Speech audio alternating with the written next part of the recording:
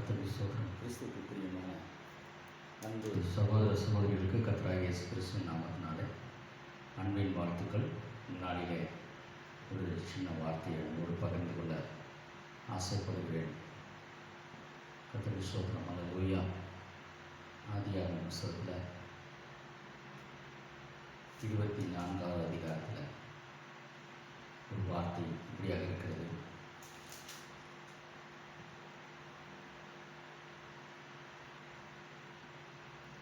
லாபான் வீட்டுக்கு ரெபேக்காளை பெண் கொள்ளும்படி எலியேசர் வருகிறாப்புல. இந்த எலியேசர் சொன்ன அந்த ஒரு வார்த்தையை மட்டும் இந்த நாளில் நாம் தியானிக்க போகிறோம். 24ஆம் அதிகாரம் 25, 26, 27 வாசிக்கும் போது, எங்களிடத்தில் வைக்கோலும் தீவனமும் வேண்டிய மட்டும் இருக்கிறது, ராத்தங்க இடமும் உண்டு என்றார். அப்பொழுது இந்த மனிதன் தலை குனிந்து கர்த்தரை பணிந்து கொண்டு, என் எஜமானாகிய ஆபிரகாமின் தேவனாக இருக்கிற கர்த்தருக்கு ஸ்தோத்திரம், அவர் தம்முடைய கிருபையையும் தம்முடைய உண்மையையும் என் எஜமானை விட்டு நீக்கவில்லை. கர்த்தர் என் எஜமானுடைய சகோதர வீட்டுக்கு என்னை அழைத்து கொண்டு வந்தார் என்றான். அல்லேலூயா. இது மாத்திரமல்ல, அவன் சொல்லுகிற இன்னொரு வார்த்தை, என் எஜமான் மிகவும் சீமானாயிருக்கிறார் என்று ஆபிரகாமை குறித்து லாபான் அந்த நாட்டிலே அந்த வீட்டிலே ஒரு சாட்சி சொல்கிறான். எனக்கு அருமையான சகோதரிகளே, இந்த வார்த்தையை கேட்டுக்கொண்டிருக்கிற என் அருமை சகோதர சகோதரிகளே, இங்கே ஆபிரகாம் சாட்சி சொல்லல, ஆபிரகாமின் வேலைக்காரன் சாட்சி சொல்கிறான். அவங்க சொல்றாங்க, எங்களிடத்தில் வேண்டிய மட்டும் தீவனமும் ராத்தங்க இடமும் உண்டு என்று சொல்லி ரெபேக்காள் சொல்லுகிறாள். ஆனால் எலியேசர் என்ன சொல்கிறான்?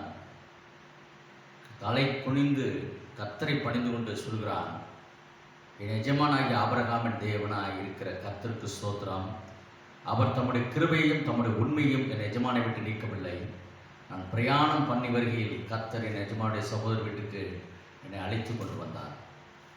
ஆதியாகமம் 12ஆம் அதிகாரத்தில் திருப்பிக் கொள்வோம். கர்த்தர் ஆபிரகாமை நோக்கி, நீ உன் தேசத்தையும் உன் இனத்தையும் உன் தகப்பனுடைய வீட்டையும் விட்டு புறப்பட்டு நான் உனக்கு காண்பிக்கும் தேசத்துக்கு போ. நான் உன்னை பெரிய ஜாதியாக்கி உன்னை ஆசீர்வதித்து உன் பெயரை பெருமைப்படுத்துவேன். நீ ஆசீர்வாதமாயிருப்பாய். உன்னை ஆசீர்வதிக்கிறவர்களை ஆசீர்வதிப்பேன். உன் பூமியில் உள்ள வம்சங்கள் எல்லாம் உனக்குள் ஆசீர்வதிக்கப்படும் என்று சொன்னார். பாருங்க, ஆதியாகமம் 12ஆம் அதிகாரத்தில் ஆண்டவர் சொன்ன வார்த்தையை லாபான் வேலைக்காரன் சாட்சியாக இங்கே சொல்லுகிறான். அல்லேலூயா. எந்த தேசத்தை விட்டு புறப்பட்டு வந்தானோ அந்த தேசத்தில் வந்து ஆபிரகாமை ஆண்டவர் ஆசீர்வதித்ததை குறித்து ஆபிரகாமின் வேலைக்காரன் சாட்சி சொல்கிறான். நீங்கள் திரும்பி வந்த வீட்டை குறித்து, நீங்கள் எந்த வீட்டை விட்டு திரும்பி வந்தீர்களோ, எந்த நம்பிக்கை விட்டு திரும்பி வந்தீர்களோ, அந்த நம்பிக்கையுள்ளவர்கள் உங்களை என்னை பார்த்து சொல்லணும், என் எஜமான் மிகவும் சீமானாயிருக்கிறான். அல்லேலூயா. அது மாத்திரமல்ல, மிகவும் சீமானாயிருக்கிறான் மாத்திரமல்ல, அல்லேலூயா. அவன் சொல்றான், கர்த்தருக்கு ஸ்தோத்திரம், தம்முடைய கிருபையையும் தம்முடைய உண்மையையும் என் எஜமானை விட்டு நீக்கவில்லை. நான் பிரயாணம் பண்ணி வருகையில் கர்த்தர் என் எஜமான சகோதர வீட்டுக்கு என்னை அழைத்து கொண்டு வந்தார். அல்லேலூயா. இன்னைக்கு உங்களையும் என்னையும் குறித்து நம்முடைய வீட்டார், நம்முடைய உறவுகள், நம்முடைய நண்பர்கள் அப்படி சாட்சி சொல்கிறார்களா? அப்படி சாட்சி சொல்லும்படியான வாழ்க்கை வாழ்வதற்கு நீங்களும் நானும் பிரயாசப்படுவோம். கர்த்தர் உங்களையும் என்னையும் அளவில்லாத நன்மையால் நிரப்பி ஆசீர்வதிப்பாராக. ஆமென். God bless you all. Praise the Lord. Hallelujah. தேவனுக்கு மகிமை உண்டாவதாக.